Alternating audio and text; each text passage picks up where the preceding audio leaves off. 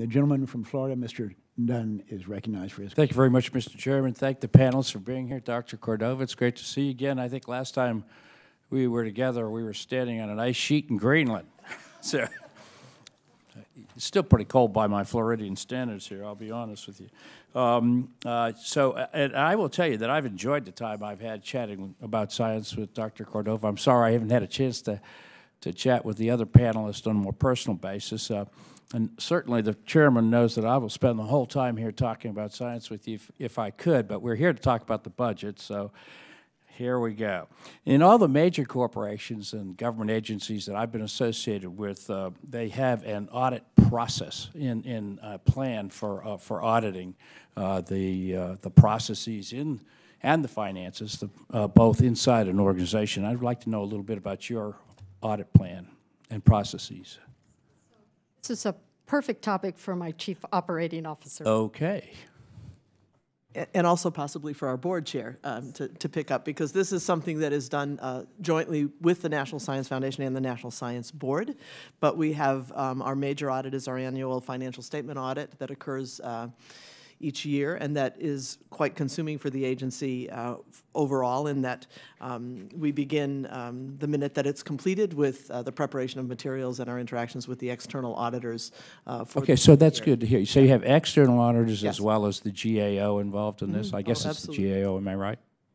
Well, no, The these are Inspector private. General has a private firm come in and do it under the auspices of the Inspector General. Excellent, excellent. And do you alternate those a few years with one firm and then another firm? They were just, Yes, it was we just have a new firm alternated now. last year. Oh, great, great. So this annual report, I'm not privy to that. Is that something that's in our package? It's not in the one I received.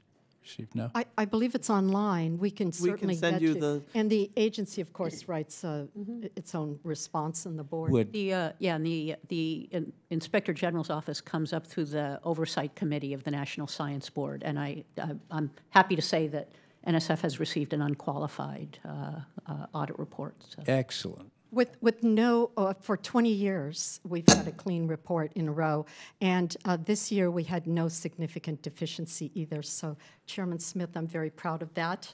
Our facilities once gone away. So. Yeah, I think that's important. You know, the taxpayers are where we're constantly in our offices. We're constantly, bombarded with complaints, outrageous complaints about, this study was studying something useless and meaningless and wasting taxpayer dollars. And so how do you answer those complaints when you get them? Okay, so that's different than the, it's a little different than the financial report is on our I'm sorry, systems, but, I think an audit should look at not just finances, also processes and also product. Right.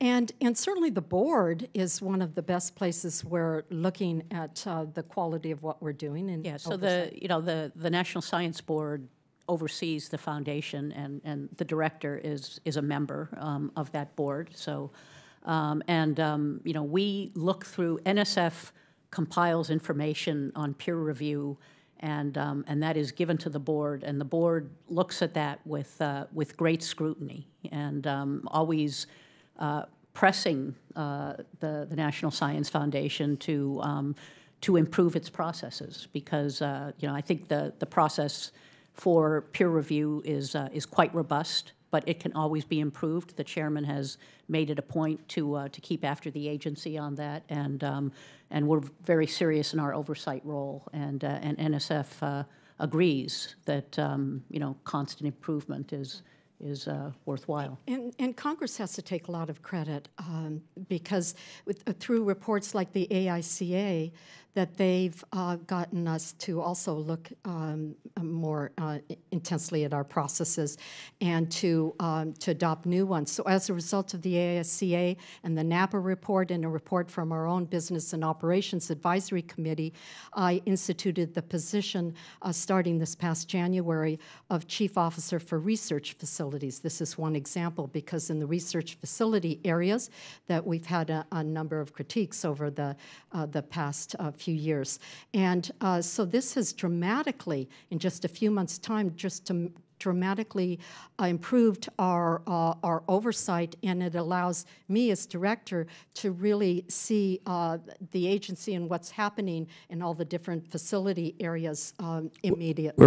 I'm running out of time, but I just would like to say I would like to see the report that the board sees, if we could, on the finances, processes, and the products. But that's very good. Thank you very much. Always good to see you again, Dr. We will provide that to you. I yield back. Thank you, Mr. Dunn. The gentleman from New York.